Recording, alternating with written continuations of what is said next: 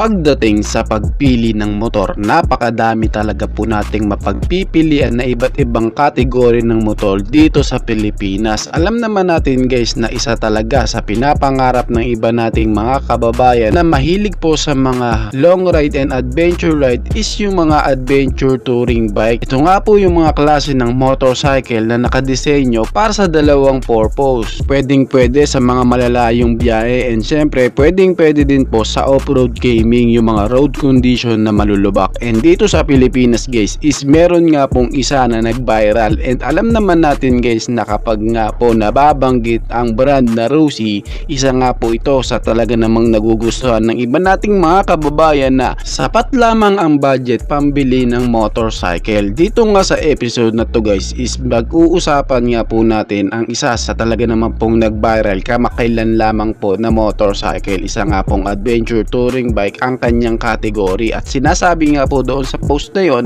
na ito nga daw po is bagong motor ni Rusi.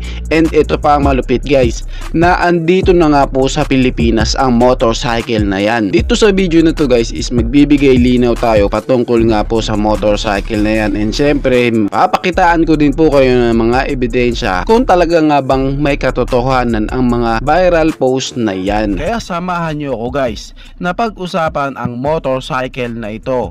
Pero bago yan, baka pwede naman na pa-subscribe ng aking YouTube channel. I-click mo na din ng notification bell para maging updated kayo sa mga susunod na i-upload ko. Guys, baka pwede naman na pa-like and follow ng aking Facebook page. Nasa description po ang link. Kaya make sure guys na tapusin nyo ang video na ito para malaman nyo ang information may kinalaman sa motorcycle na ito.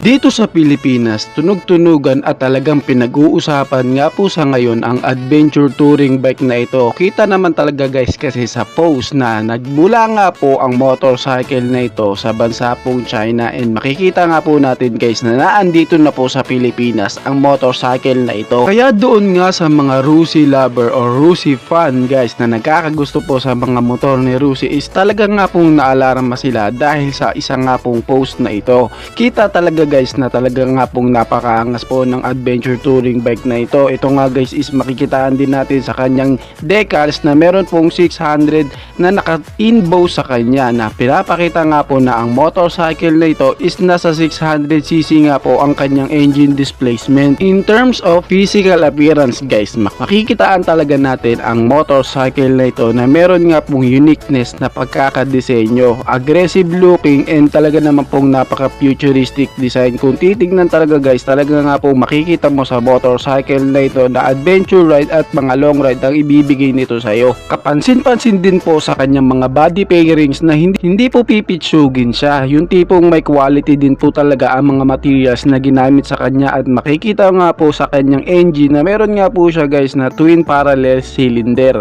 na makikitaan mo talaga na meron nga pong solidong tunog dahil sa naka 600cc nga po ang kanyang engine displacement. Premium looking po talaga ang big bike na ito, lalo na nga po yung kanya nga pong mga wheels na meron nga pong spokes wheels na pwede nga po guys sa off-road gaming. Kitang kita talaga guys ang quality ng motorcycle na ito na meron po magandang mga materials na ginamit sa kanya. Doon nga sa viral post guys patungkol sa motor na ito, madami nga po sa ating mga kababayan ang naguluhan na kung si Rusi nga ba talaga ang magdi-dealer ng motorcycle na yan dito sa Pilipinas, dahil makikita nga po po natin sa mga photo na yon na ang motor na ito ay nasa Rusi Casa.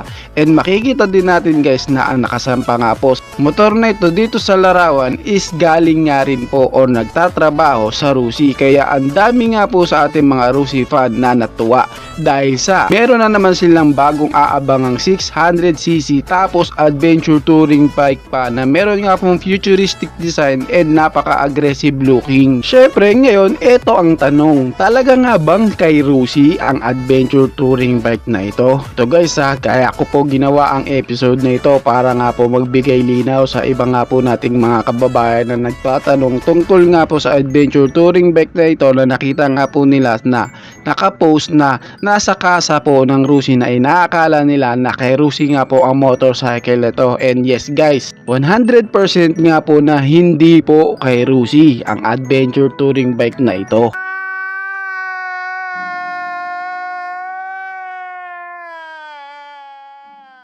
Kasi guys, ang adventure touring bike po na nasa kasa nga po ng Rusi is nagmula nga po ito guys sa brand po na QJ Motor. Ito nga guys is isa din pong Chinese motorcycle brand na nagmula po sa China na meron na nga rin po nagdi-dealer dito sa Pilipinas ng kanilang mga motor at sila nga po mismo ang nagdi-dealer dito sa Pilipinas. Si QJ Motor nga po guys is naandito na rin at naglalabas na ng mga magagandang motorcycle nila. And ito nga pong pinag-uusapan natin na adventure touring bike na ito is si SRT 600cc. Ang adventure touring bike na ito guys is available na po dito sa Pilipinas. Meron nga po siya guys na presyo na 369,900 pesos. Sa halaga nga po 369,900 pesos guys, akbadanin po para sa isang adventure touring bike na nasa 600 cubic centimeter engine displacement ang klase ng kategory ng motor na ito. Tapos adventure touring bike pa na meron nga po mga quality na ginamit na material, sabahan mo pa po sa kanya nga pong mga wheels na meron pong premium looking dahil sa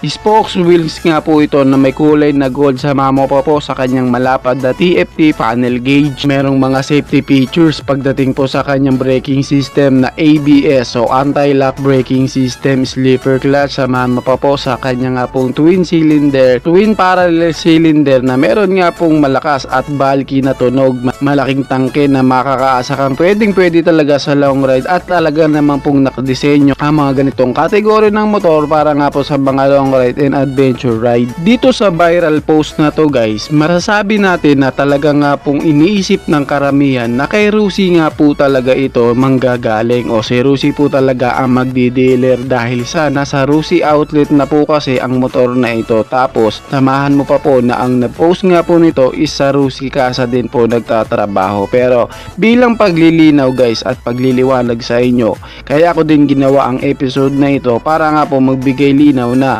ang motor na ito is naandito na sa Pilipinas at available na at mabibili nyo nga po ang motor na ito sa QJ Motor. Dito nga po sa atin ay si Bristol po, ang kay Bristol Motorcycle nga po Philippines pwedeng makakuha ng motorcycle na ito. Alam ko na nagtataka kayo na bakit hindi natin pinag-usapan ang kanyang specs and features. Pinanggit ko lang yung kanyang presyo dahil sa susunod nga po na video guys is gagawa po tayo, may kinalaman nga po sa SRT 600cc ni QJ Motor na nandito na po sa Pilipinas at babanggitin ko po sa inyo ang kanyang mga information ng kanyang specs, features, and syempre guys alamin din po muna natin ang kanyang down payment at ng kanyang mga monthly bago nga po ako gumawa ng isa pa pong alternate na video may kinalaman nga po sa adventure touring bike na ito. Sa ngayon nga guys is nagbigay linaw lamang po muna ako kung kay Rusi nga ba talaga ang adventure touring bike na ito, at dahil sa nalaman na nga po natin ang katotohanan hinggil nga po sa motor na ito, nawa po'y nakapagbigay ako ng linaw sa ating mga kababayan na nagtatanong po at naguguluhan about sa motor na ito. At sa ngayon nga guys is ang motor na ito is meron po talagang unique, magandang tindigan, futuristic design, maganda nga pong bodyworks,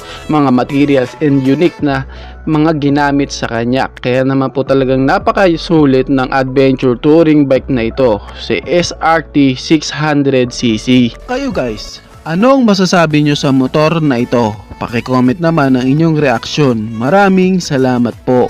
Bago matapos ang video na to guys, baka pwede naman napahingi ng isang like mula sa inyo bilang pagsuporta sa ating munting video. Maraming salamat po. So pwede mo na rin i-share para din malaman ng iba nating mga ka-rider. Sa tingin ko guys is dito ko na lamang po tatapusin ang ating vlog. I hope na nag-enjoy kayo sa aking hinandang video para sa inyo. Pinasisigla ko din kayo guys na i-subscribe ang aking YouTube channel. I-click mo na din ang notification bell para maging updated kayo sa mga susunod na i-upload ko. So dito ko na lamang po tatapusin. Maraming salamat po, Ichi Boy. Thank you!